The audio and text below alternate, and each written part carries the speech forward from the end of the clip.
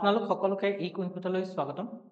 আজি আমি post independent পিৰিয়ডৰ এটা ইম্পৰ্টেন্ট টপিক মানে ইন্ডিয়া আৰু চাইনাৰ যি 1962 যুদ্ধ হৈছিল সেই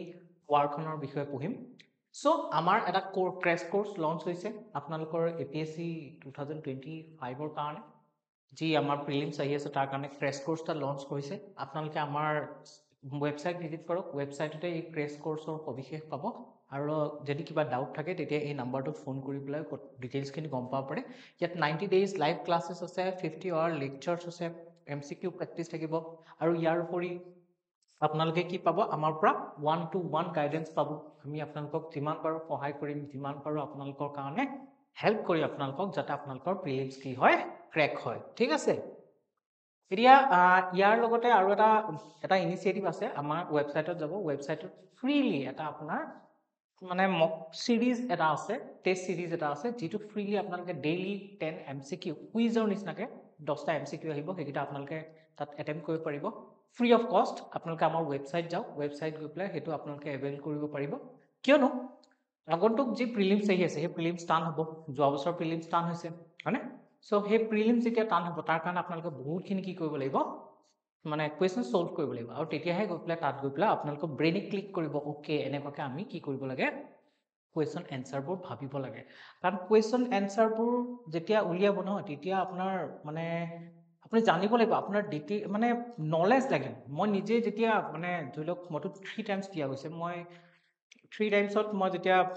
প্ৰিলিমছৰ 3 টাইমছে পাস কৰা গৈছে প্ৰিলিমছ সো যেতিয়া 3 টাইমছৰ প্ৰিলিমছৰ পেপাৰখনত মই চাইছিলো তেতিয়া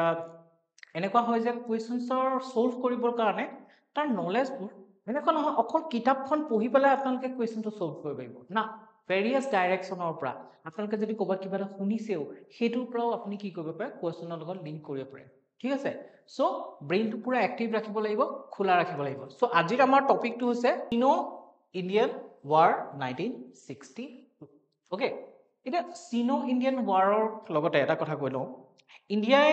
মেইনলি আজিলৈকে পাকিস্তান আৰু চাইনাৰ লগত যুদ্ধ কৰিছে চাইনাৰ লগত এখন কৰিছে পাকিস্তানৰ লগত 4খন কৰিছে 1948 65 71 99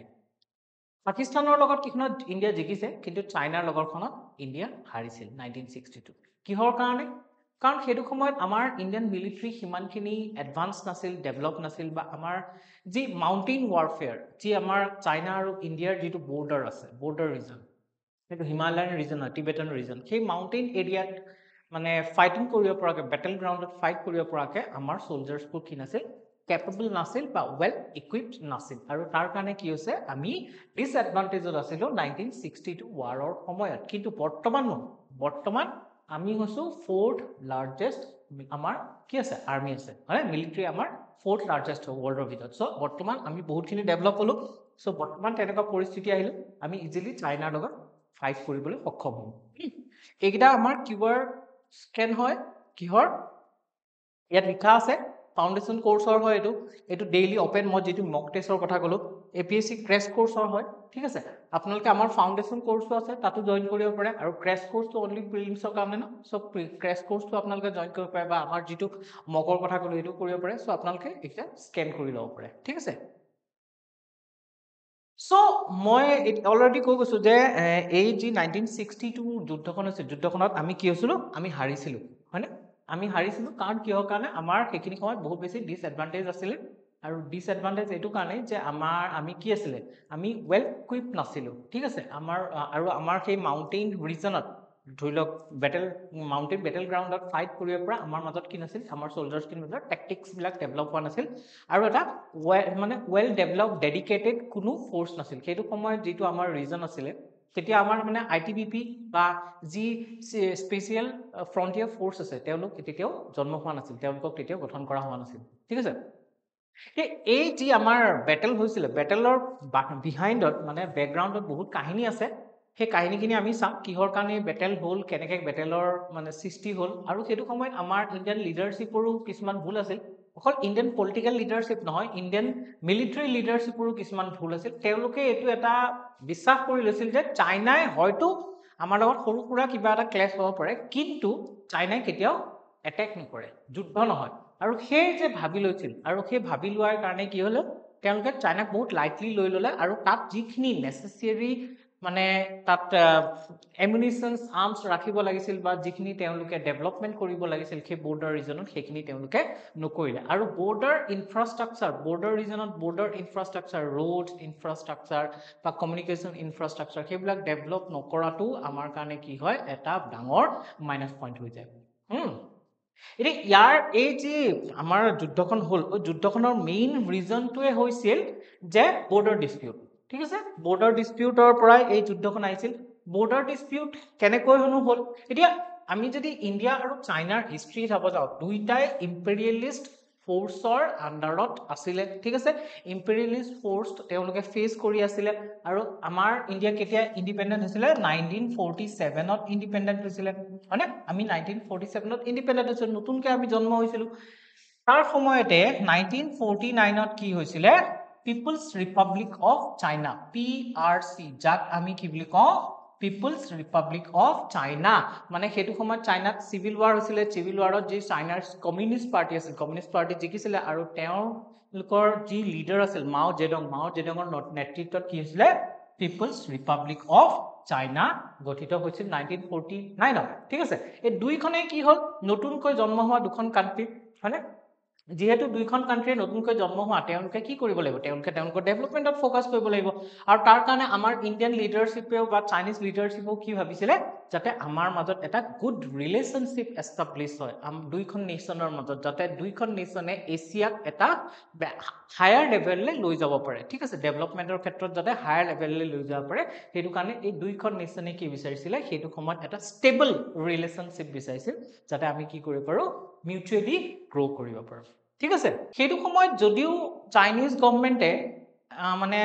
যি বৰ্ডাৰ ডিস্পিউট আছিল সেই বৰ্ডাৰ ডিস্পিউটৰ ক্ষেত্ৰত তেওঁলোকে কোনো এগ্ৰেছিভ ষ্টেণ্ড লোৱা নাছিল কিন্তু তেওঁলোকৰ যি মনোভাৱ সেই মনোভাৱ তেওঁলোকৰ যি ধৰি লওক কথোপকথন তাৰ পৰা বা তেওঁলোকৰ কাৰ্যৰ পৰা বহুখিনি গম পোৱা গৈছিল কাৰণ সেইটো সময়ত চাইনিজ যিজন প্ৰিমিয়াৰ আছিল তেওঁ আছিল ঝৌ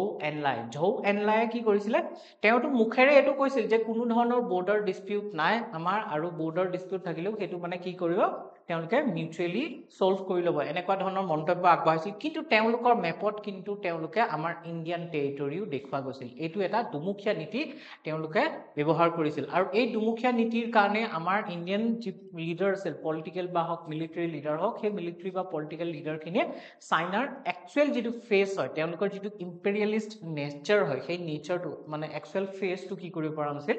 ধৰিব পৰা নাছিল ইয়াৰ লগতে যিহেতু ধৰি লওক বৰ্ডাৰ টেনশ্যনটো আছে বৰ্ডাৰ টেনশ্যনৰ লগতে আৰু এটা বস্তুৱে মানে আমাৰ এই ৱাৰখনক মানে চাইনাৰ যিটো এগ্ৰেছিভ ষ্টেণ্ড ল'লে ইণ্ডিয়াৰ এগেইনষ্টত সেইটোক এস্কালেট কৰিল আৰু সেইটো হৈছে মানে যেতিয়া দালাই লামা ইণ্ডিয়ালৈ পলাই গুচি আহিল মানে কি হ'ল 1950ত আপোনাৰ কি কৰিলে চাইনাই 1950ত টিবেটখন কি কৰিলে কেপচাৰ কৰিলে হয়নে টিবেট কেপচাৰ কৰিলে চাইনাই আৰু টিবেট কেপচাৰ কৰাৰ পিছত ইণ্ডিয়াই মানে সেইটো ভাল পোৱা নাছিল ইণ্ডিয়াই মানে এইটো ছাপোৰ্ট কৰা নাছিল টিবেটক কেপচাৰ কৰাটো কিন্তু ইণ্ডিয়াই অপেনলি মানে চাইনাক ক্ৰিটিচাইজো কৰিব পৰা নাছিল আৰু সেইটো সময়ত ইণ্ডিয়ান লিডাৰশ্বিপে ভাবিলে যে আমি চাইনাক অপেনলি ক্ৰিটিচাইজ নকৰোঁ কিয়নো আমি চাইনাৰ লগত কি কৰি লাগিব মিলি থাকিব লাগিব কাৰণ সেইটো সময়ত আমাৰ বিগেষ্ট থ্ৰেট এটা আছিলে পাকিস্তান কাৰণ পাকিস্তানৰ লগত ৰিচেণ্ট 1948ত কি হৈ গৈছে যুদ্ধ হৈ গৈছিল আৰু ফিউচাৰত পাকিস্তানৰ লগত যুদ্ধ হোৱাৰ চান্স আছে আৰু তাৰোপৰি পাকিস্তানে সেইটো সময়তে লাহে লাহে কি কৰিছিল ইউএছএৰ লগত এলাই মানে ফৰ্ম কৰাত লাগি গৈছিলে আৰু যেতিয়া এলাই ফৰ্ম কৰিছিলে তেতিয়া ইউএছএ বহুতখিনি পাকিস্তানক হেল্প কৰিছিলে সো ইণ্ডিয়াই ভাবিছিল যে আমি চাইনাৰ লগত এলাই হৈ পেলাই কি কৰিব লাগিব পাকিস্তানক কাউণ্টাৰ কৰিব পৰা যাব আৰু সেইটো কাৰণে ইণ্ডিয়াই এইটো ট্ৰাই কৰিছিল যে পাকিস্তানৰ লগত এটা পিচফুল মানে ইণ্ডিয়াই এইটো ট্ৰাই কৰিছিল যে চাইনাৰ লগত এটা পিচফুল ৰিলেশ্যনশ্বিপ এষ্টাব্লিছ কৰা আৰু তাৰ কাৰণে ইণ্ডিয়াই কি কৰিছিলে ডাইৰেক্টলি টিবেটক যি আমাৰ চাইনাই মানে কেপচাৰ কৰিছিলে সেইটোক মানে কি কৰা নাছিলে ক্ৰিটিচাইজ কৰা নাছিলে আৰু চাইনাৰ এই একটো ক্ষেত্ৰত মানে আমাৰ গভৰ্ণমেণ্টে এইটো ভাবিছিল সেইটো সময়তে কি হৈছিলে 1954ত আমাৰ জৱাহৰলাল নেহেৰু ক'ত গৈছিলে জৱাহৰলাল নেহেৰু গৈছিলে চাইনালৈ আৰু চাইনাত গৈ পেলাই মাও জেডঙৰ লগত বোলে 4 ঘণ্টামান তেখেতে কি কৰিছে ডিসকাস কৰিছে বিভিন্ন ক্ষেত্ৰত ডিসকাস কৰিছে আৰু তেওঁলোকৰ সেই ডিসকাশনৰ পৰা এইটো এটা মানে প্ৰতিফলিত হৈছিল যে চাইনাৰ কোনো তেনেকুৱা নিয়াৰ ফিউচাৰত কোনো ষ্ট্ৰেটেজি নাই যাতে তেওঁ যিবিলাক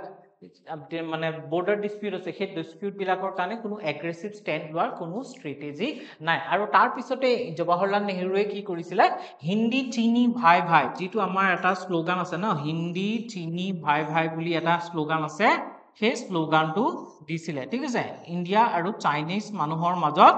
যেটো আমাৰ ক্লোজনেস আছে প্ৰক্সিমিটি আছে সেই ক্লোজনেসটো শো কৰিবৰ কাৰণে কি কৰিছিলে হিন্দী চিনি ভাই ভাই স্লোগানটো দিছিল 1954 ত ওকে আৰু 1954 তে ইয়াৰ লগতে আৰু এটা মেজৰ ডেভেলপমেন্ট হৈছিলে হেতু আছে পঞ্চশীল এগ্ৰিমেন্টটো কি হৈছিলে সাইন কৰা গৈছিলে পঞ্চশীল এগ্ৰিমেন্টৰ মেইন উদ্দেশ্য আছিল যে যেহেতু ইন্ডিয়া আৰু চাইনা দুইখনে নতুনকৈ ডেভেলপ হোৱা এখন কান্ট্ৰি আছিল নতুনকৈ জন্ম লোৱা কান্ট্ৰি সো তেওঁলোকৰ ষ্টেবিলিটি মেইনটেইন কৰিবলৈ তেওঁলোকৰ মাজত কোঅপাৰেচন মেইনটেইন কৰিবলৈ কিছুমান প্ৰিন্সিপল তেওঁলোকে লৈ লৈছিলে এডাৰ কৰি লৈছিলে যাতে সেই প্ৰিন্সিপল বিলাক ফলো কৰি তেওঁলোকৰ বায়লেটাৰেল ৰিলেচন হেতু আগবঢ়াই নিব পাৰে কি প্ৰিন্সিপল মনত ৰাখি লব মিউচুৱেল নন এগ্ৰেছন আছে ঠিক আছে ইকুৱেলিটি এণ্ড মিউচুৱেল বেনিফিট আছে mutual respect for each other's territory and integrity and sovereignty আছে mutual non-interference in each other's territory and internal affairs আছে and peaceful coexistence এই পাঁচটা হৈছে পঞ্চশীল নীতি এই পঞ্চশীল নীতি কিটা যদিও অকমান দেখিবলৈ টান যেন লাগে বা দীঘল যেন লাগে কিন্তু এইকিটা মুখস্থ কৰি লব বহুত বেছি ইম্পৰ্টেন্ট হয় কাৰণ যেতিয়া আমি ইন্ডিয়াৰ ফৰেন পলিচি ফৰ পঢ়িব যাওঁ তেতিয়া আমাৰ এই পঞ্চশীল নীতিৰ পৰাই কি হৈছিলে স্টাৰ্ট হৈছিলে ঠিক আছে এটো বুজি পালে সো পঞ্চশীল নীতিও 1954 ত কি কৰিছিলে ইন্ডিয়া আৰু চাইনিজ গভৰ্ণমেন্টৰ মাজত এগ্ৰিমেন্টটো সাইন হৈছিলে যাতে কি কৰে ফিউচাৰ তেওঁলোকে এনি এগ্ৰেছনৰ পৰা কি কৰি থাকিব পাৰে বাসি থাকিব পাৰে কিন্তু সেই পঞ্চশীল নীতিটো চাইনাই কোনো পধ্যে পিছত গৈ পেলাই ফলো কৰা দেখা নগল ঠিক আছে আৰু তাৰ কাৰণে পঞ্চশীল নীতিৰ পিছত কি আনিব লগা আছিল ফৰৱাৰ্ড পলিচি আনিব লগা আছিল ঠিক আছে পঞ্চশীল নীতিৰ পিছত কি আনিব লগা আছিল ফৰৱাৰ্ড পলিচি জৱাহৰলাল নেহৰুৱে 1961 ত ফৰৱাৰ্ড পলিচি আনিব লগা আছিল আৰু এই ফৰৱাৰ্ড পলিচিৰ পৰাই কি হৈছিলে চাইনাই মানে বেছিকৈ ইন্ডিয়াৰ এগেইনষ্টত এগ্ৰেছিভ হৈ গল আমি পঢ়িম ফৰৱাৰ্ড পলিচিৰ বিষয়ে ফৰৱাৰ্ড পলিচি কি ঠিক আছে The causes of the war আমি যদি চাওঁ যে যুদ্ধখন কিহৰ কাৰণে হল এতিয়া মই কলো যে causes কিহৰ কাৰণে হৈছে যে এক নম্বৰতে বৰ্ডাৰ ডিসপিউট কাৰণ চাইনাই ইন্ডিয়া আৰু চাইনাই দুটা ৰিজনত কি হয় মেইনলি আপনাৰ বৰ্ডাৰ শেয়াৰ কৰে আৰু এই বৰ্ডাৰটো তিনটা ভাগত ভাগ কৰিব পাৰি হলে ওয়েস্টাৰ্ন সেক্টৰ এটা আছে মিডল সেক্টৰ এটা আছে আৰু ইস্টাৰ্ন সেক্টৰ এটা আছে ইস্টাৰ্ন সেক্টৰ সিকিম আছে আৰু এই অৰুণাচল প্ৰদেশ আছে যেটো মিডল সেক্টৰ আছে ইয়াত হিমাচল আৰু উত্তৰাখণ্ড আছে আৰু যেটো ওয়েস্টাৰ্ন সেক্টৰ আছে সেই ওয়েস্টাৰ্ন সেক্টৰত কোন আছে লাদাখ আছে মানে জম্মু কাশ্মীৰ আগতে আছিল এটি বৰ্তমান লাদাখ ৰিজনটো ওয়েস্টাৰ্ন সেক্টৰত পৰে এই যেটো মিডল পোরশনটো আছে ন এই মিডল পোরশনটোত ইমানটা ডিসপিউট নাই কিন্তু যেটো আমরা ওয়েস্টার্ন সেক্টর আছে বা ইস্টার্ন সেক্টর আছে এই দুটা সেক্টৰতহে মেইনলি ডিসপিউট হয় আৰু এই ডিসপিউট দুটাই মেজৰ ৰিজন বুলি কব পাৰি কি হয় ইন্ডিয়া আৰু চাইনাৰ এই যুদ্ধখন হোৱাৰ মেইন ৰিজন আছে এই ওয়েস্টাৰ্ন সেক্টৰৰ ডিসপিউট আৰু ইস্টাৰ্ন সেক্টৰৰ ডিসপিউট এই ইস্টাৰ্ন সেক্টৰ লাইনটো কয় মেকমোহন লাইন আৰু ইয়াত দুটা লাইন আছে জনসন লাইন আৰু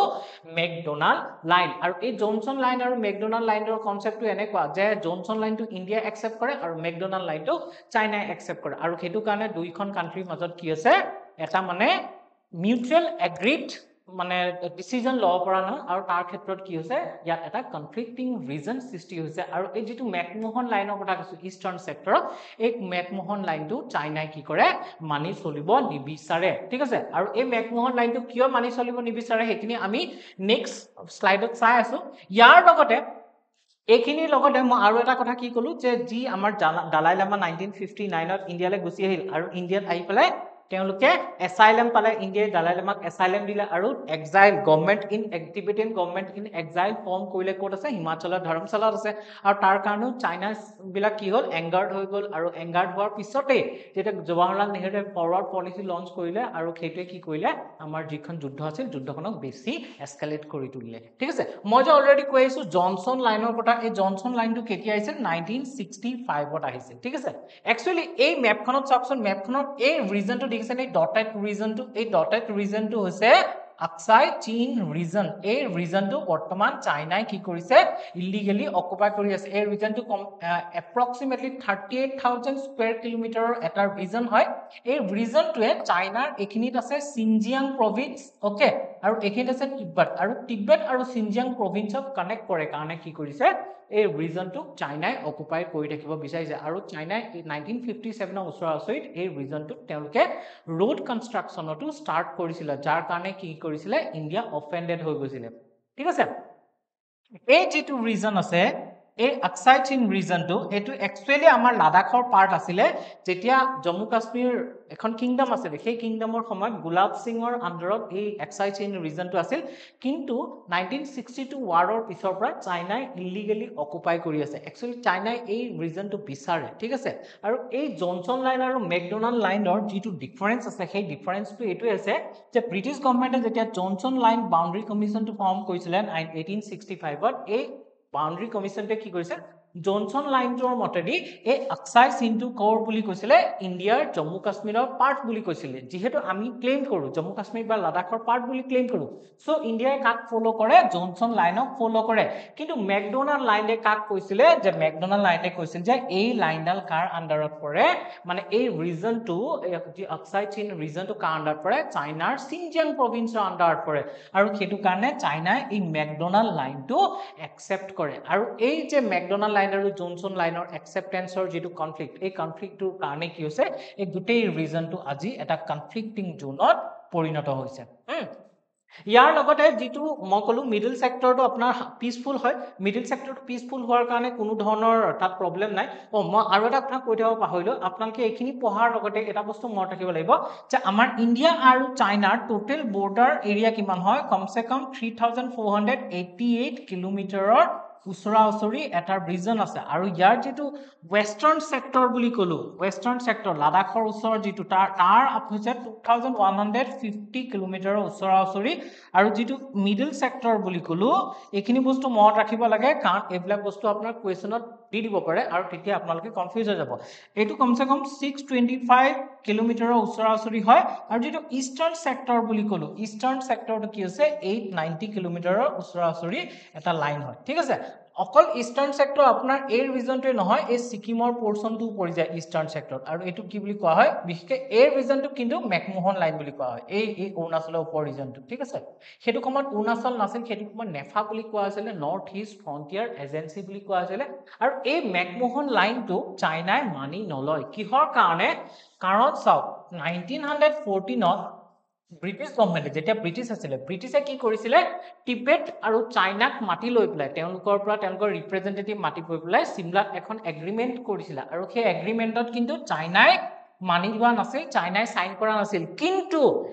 ব্ৰিটিছে টিবেটৰ লগত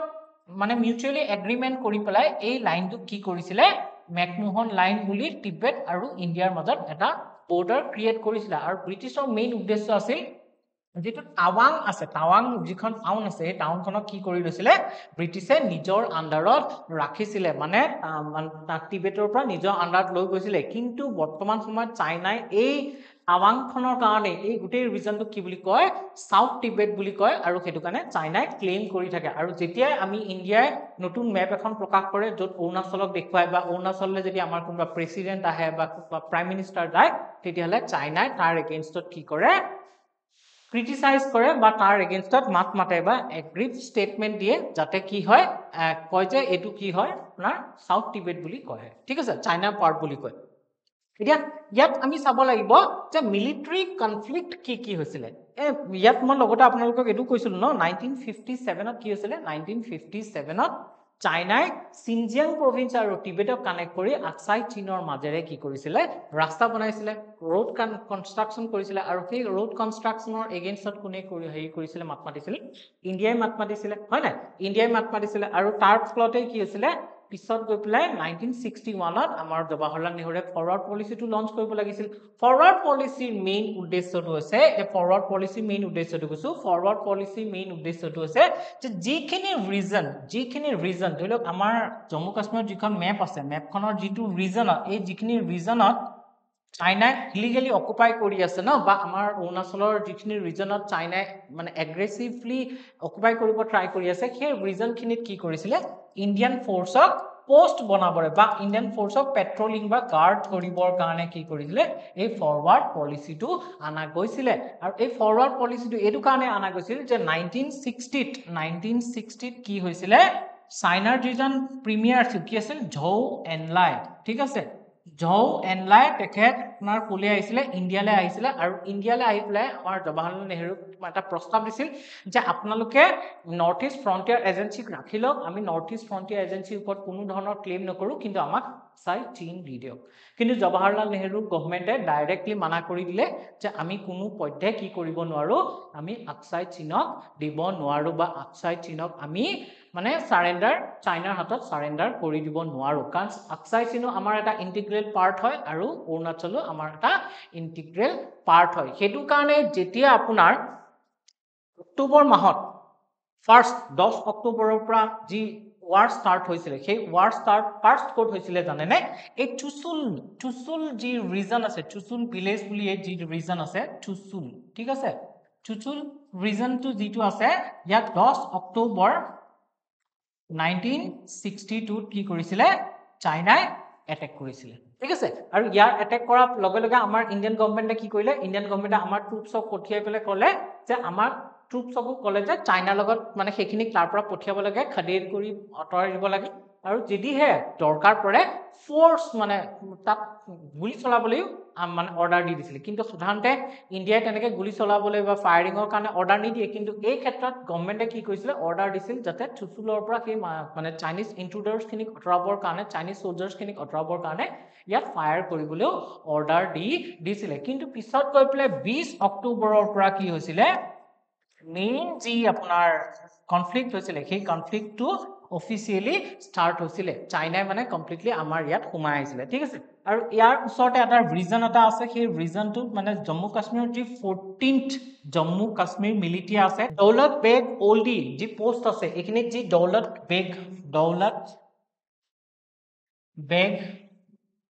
ওল্ডি ওকে দৌলত বেগ ওল্ডি যি পোষ্ট আছে বা চিপচাপ ভেলি আছে বা পেংগং লেক আছে ঠিক আছে এই ৰিজনটোত কি কৰিছে এই ৰিজনটোত চাইনাই এটেক কৰিছিল আৰু এই ৰিজনটো ওচৰতে এটা চান্নি নামৰ পোষ্ট এটা আছিল চান্নি ইয়াত আমাৰ তেতিয়া কি আছিল 30 জন আমাৰ সোলজাৰ আছিল আৰু চাইনিজ 500 সোলজাৰে কি কৰিছিল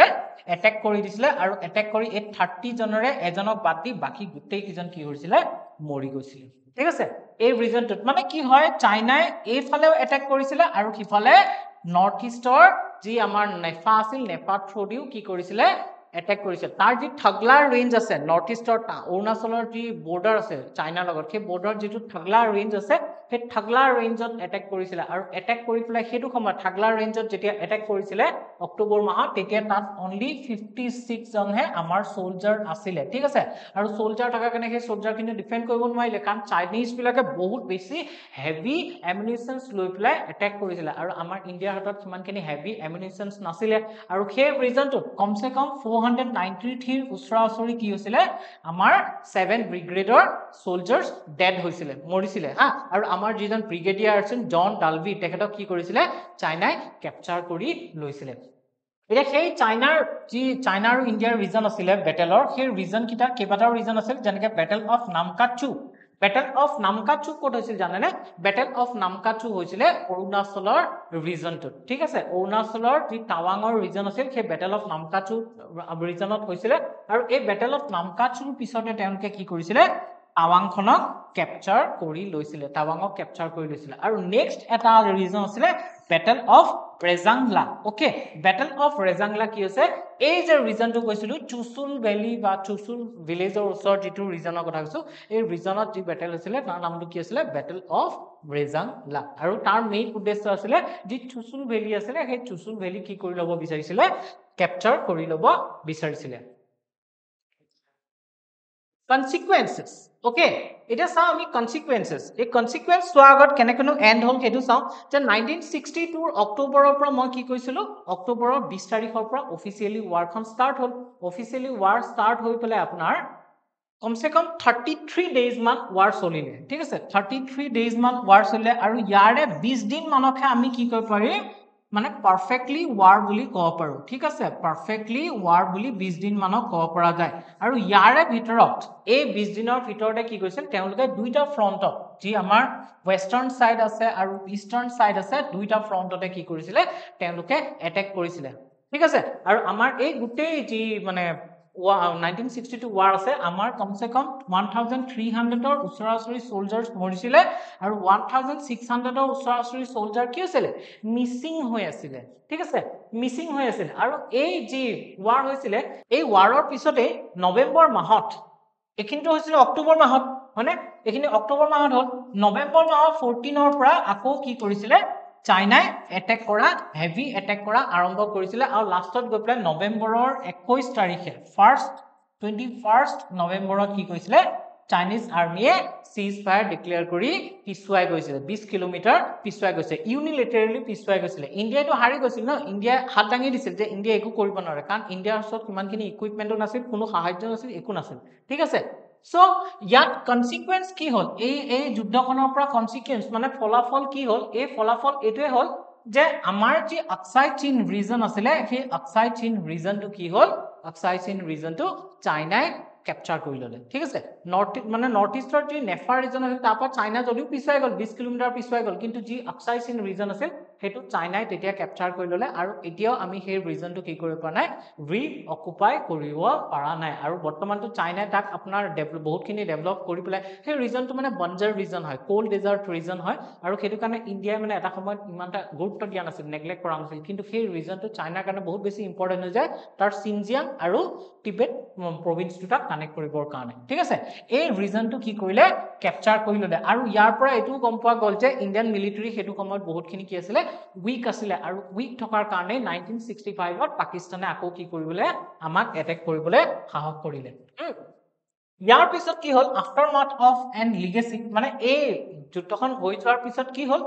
অলৰেডি এটা কথা কলো যে যুদ্ধখন হৈ যোৱাৰ পিছত অক্সাই চীন ৰিজনটো ক্যাপচাৰ কৰিলে ঠিক আছে আৰু আমাৰ যি ৰিলেশনশিপ আছিল আমাৰ হিন্দী চিনি ভাই ভাই যি স্লোগান দিছিলে বা আমাৰ ইণ্ডিয়া আৰু চাইনাৰ যি ৰিলেশন আছিল এই ৰিলেশনটো কি হল ডেটেৰিয়েট হৈ গল কাৰণ তেতিয়াৰ পৰা কি কৰিব নোৱাৰা হৈ গল চাইনা ট্ৰাষ্ট কৰিব পৰা নগল ঠিক আছে declared a ceasefire and withdraw from some areas actually কিহৰ কাৰণে চাইনা withdraw কৰিলে নিজে নিজে ইউনিলেটাৰলি চাইনা ইমান দূৰ আহিলে সব মানে আপোনাৰ ক্যাপচাৰ কৰিলে টাৱাং ক্যাপচাৰ কৰিলে হনে তেজপুৰলৈকে আহি পাইছিল বুলি কয় সো তাৰ পিছতো কি হয় চাইনাই কিয় কৰিলে actually কি হল আমাৰ ইণ্ডিয়ান গভৰ্ণমেণ্টে মানে প্ৰাইম মিনিষ্টাৰ জৱাহৰলাল নেহৰুৱে হেতু সময়ৰ USA prime minister John F Kennedy পৰা হেল্প খুজিলে আৰু জন অফ কেনেডি আৰু ইউকে মানে হেল্প পঠিয়ালে ইণ্ডিয়ালে আৰ্মছ এণ্ড এমুনিশনছ পঠিয়ালে সাপ্লাই কৰিলে weapon সাপ্লাই কৰিলে আৰু তাৰ লগতে আৰু এটা ৰিজন আছে যে চাইনাই এটো ভাবিলে যে মানে নৱেম্বৰৰ 21 তাৰিখ পালে হেতু সময়ত কি হ'ব হেতু সময়ত উইন্টাৰ আহি গল মানে বৰফ পৰিব আৰু যদি বৰফ পৰে চাইনাৰ যিটো সাপ্লাই লাইন আছে হে আমাৰ তেওঁলোকৰ ফোৰ্সলে সাপ্লাই লাইনটো প্ৰভাৱ পৰিব আৰু তেতিয়া তেওঁলোকে হে যি ওয়াৰ আছিল ওয়াৰখনক কন্টিনিউ বা সাস্টেইন কৰিব নোৱাৰিব তাৰ কাৰণে ভাবিলে যে আমি জিকি কি কৰিব লাগিব ইয়াৰ পৰা উইথড্ৰ কৰি দিও এটলিষ্ট কি হ'ব ইণ্ডিয়া তলত থাকিব আৰু পিছত মানে চাইনিজ কিছুমান আপোনাৰ ইন্টেলেকচুয়ালে তেওঁলোকে এনেকে নিজকে তেওঁলোকে এটা ক্লেৰিফিকেশন দিছে যে তেওঁলোকে একচুয়ালি নেগোসিয়েশন কৰিব কাৰণেহে আহিছিল তেওঁলোকে কি যুদ্ধ একচুয়ালি কৰিব বিচৰা নাছিল চাইনিজ বিলাকক ন কেতিয়াও বিশ্বাস কৰিব নোৱাৰি ইহঁতি বহুত দুমুখীয়া হৈ যায় ঠিক আছে এতিয়া কনক্লুজনৰ ক্ষেত্ৰত আমি কি ক'ব লাগিব কনক্লুজনত আমি লিখিব লাগিব ইয়াৰ ফলত কি হল আমাৰ 38000 স্কয়াৰ কিলোমিটাৰ ৰিজন এটা কি হৈ গল চাইনাই অকুপাই কৰি ললে এক নম্বৰতে দুই নম্বৰতে ইণ্ডিয়া আৰু চাইনাৰ ৰিলেশনটো কি হৈ গল বেয়া হৈ গল মানে deterioration of India China relationship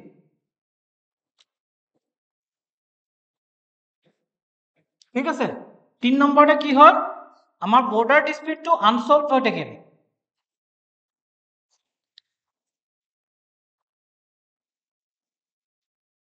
ঠিক আছে বৰ্ডাৰ ডিসপিউটটো আনসলভ হৈ থাকিল 4 নম্বৰতে আমি কব পাৰো ইয়াৰ ওপৰতে মানে ভিত্তি কৰি 1965 পাকিস্তানৰ যুদ্ধখন হল পাকিস্তান ওয়াৰ ঠিক আছে এইখিনি হল আৰু আমি কব পাৰো যে এই যি যুদ্ধ হৈছিলে যি বৰ্ডাৰ ডিসপিউট এতিয়াও আমাৰ সলভ হোৱা নাই আৰু এইবিলাক কাৰণে চাইনাই বৰ্তমান কি কৰিছে চাইনাই বৰ্তমান যি আমাৰ স্ট্ৰিং অফ পাৰ্টস পলিসি আছে ঠিক আছে তাৰপিছত 2 নম্বৰতে আমি কব পাৰো যে ওয়ান বেল্ট ওয়ান ৰোড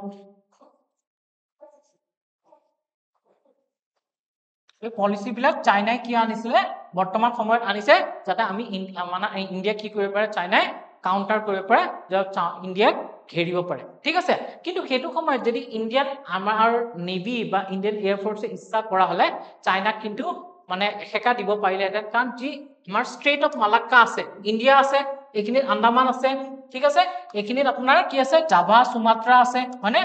এই ৰিজনটো যি ষ্ট্ৰেট অফ মালাক্কা আছে এই ষ্ট্ৰেট অফ মালাক্কা থ্ৰু দিয়ে চাইনাৰ কমসে কম 80% এনাৰ্জি ইম্পৰ্ট হয় আৰু আমাৰ ইন্ডিয়ান নেভিয়ে গৈ পেলাই এই ষ্ট্ৰেট অফ মালাক্কাত গৈ পেলাই চাইনাক ৰখাব পাৰিলে হেতেন ঠিক আছে কিন্তু হিমানখিনি কৰা নহল ঠিক আছে কাৰণ হেতু সময়ত আমাৰ ইন্ডিয়ান নেভিয়ে হওক বা ইন্ডিয়ান এয়াৰ ফোৰ্সে হওক ডেভেলপ আছিল যদিও ইমান বেছি